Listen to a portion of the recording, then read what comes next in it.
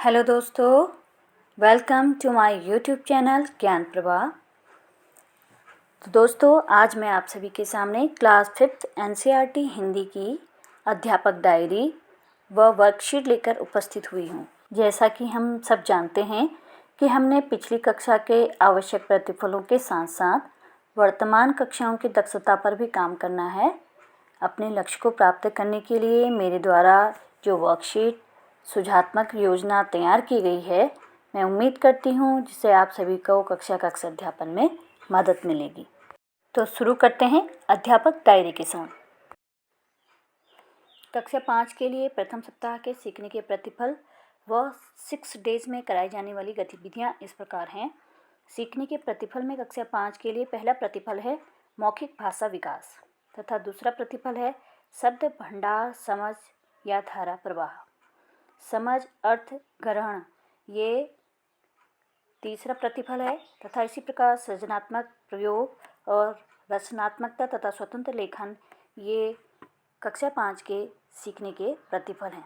तो इस प्रकार देखते हैं कि प्रथम दिवस शिक्षण गतिविधियाँ सबसे पहले लिया गया है मौखिक भाषा विकास, जिसमें राग की रस्सी कहानी में शामिल चित्रों का सूक्ष्म अवलोकन और उस पर चर्चा की जाएगी तथा शब्द भंडार और समझ अधिगम हेतु संज्ञा की एक वर्कशीट सुझाई गई है तथा प्रथम दिवस में रचनात्मकता तथा स्वतंत्र लेखन पर काम होना है, जिस पर चित्र देकर उस पर अपने विचार लिखने के लिए कहा जाएगा। लोक कथा शब्द व चित्र दिखाकर तिब्बत की भौगोलिक व सामाजिक स्थिति पर बच्चों के साथ चर्चा करना। दोस्तों, मौखिक भाषा का विकास बच्चों में मौखिक चर्चाओं द्वारा ही किया जा सकता है, जिससे बच्चों में सोचने, समझने एवं अभिव्यक्त करने की क्षमता बेहतर होती है। राग की रस्सी तिब्बत की लोक कथा है। पुरानी कहानियाँ जो सैकड़ों वर्षों से चली आ रही हैं, वो लोक कथा कहलाती हैं। पीढ़ी दर पीढ़ी सुनने को मिलती हैं, जैसे कि हमारे उत्तराखंड में भी कुछ लोक कथाएँ बहुत ही प्रचलित हैं, जिनमें गुल देवता, कलविष्ट, भूमिया आदि ये लोक कथाएँ काफ़ी प्रचलित हैं। तो अध्यापक द्वारा बच्चों को इन लोक कथाओं को जानने में मदद की जा सकती है और साथ ही बच्चों को माता पिता या दादा दादी द्वारा उत्तराखंड की प्रचलित लोक कथाओं की जानकारी जुटाने के लिए भी प्रेरित किया जा सकता है। राग की रस्सी लोक कथा तिब्बत की एक लोक कथा है जो हमें वहाँ के समाज की एक झलक दिखाती है। इनके समाज की ये झलक किताब में दिए गए चित्रों में भी दिखती है और वहाँ की भौगोलिक और सामाजिक स्थिति के बारे में भी चित्र द्वारा समझ विकसित करती है। तो हमारे द्वारा बच्चों के साथ इन चित्रों को दिखाकर तिब्बत की भौगोलिक और सामाजिक स्थिति परिस्थितियों पर चर्चा की जानी चाहिए। शब्द भंडार समझ वर्कशीट, इसमें अधिगम क्षेत्र लिया गया है व्यावहारिक व्याकरण। अधिगम बिंदु संज्ञा शब्दों की पहचान कर लिख पाना। पहला वाक्य है जंगल में ऋषि का आश्रम था, राम ने आगरा में बंदर को तलवार चलाते देखा। कविता पेन से किताब में कुछ लिख रही है। चौथा वाक्य है बगीचे में आम, अमरूद व केले के पेड़ हैं।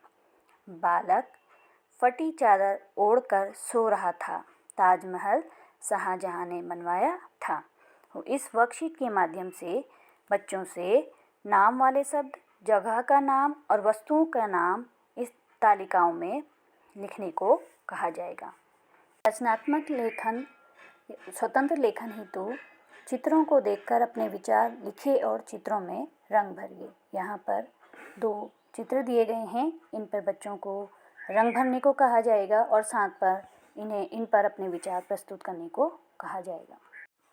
राग की रस्सी पार्ट 2 के दूसरे दिवस में मौखिक भाषा विकास हेतु विरासत व संस्कृति पर मौखिक चर्चा, जिसके द्वारा विरासत और संस्कृति से बच्चे परिचित हो सकेंगे।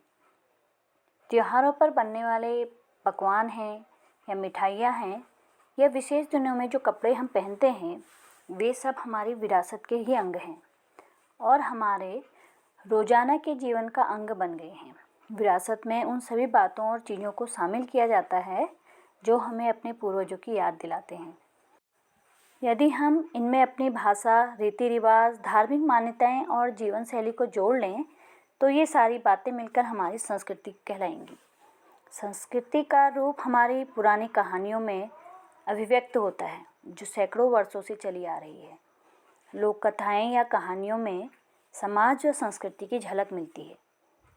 शब्द भंडार तथा समझ गतिविधि पर कहानी राग की रस्सी का आदर्श वाचन, कहानी को उचित हाव भाव, उतार चढ़ाव के साथ सुनाना तथा सुनाने के दौरान जो रोचक प्रसंग हैं उन पर चर्चा करना।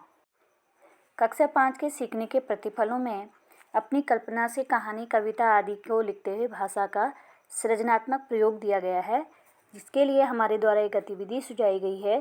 दिए गए शब्दों का प्रयोग करते हुए एक छोटी सी कहानी या कविता लिखी। लड़की, किताब, सुंदर, फूल, पलंग, तालाब, बगीचा, रात, चांदनी और बांसुरी, इन शब्दों से बच्चे को कहानी या कविता लिखने को दिया जाएगा।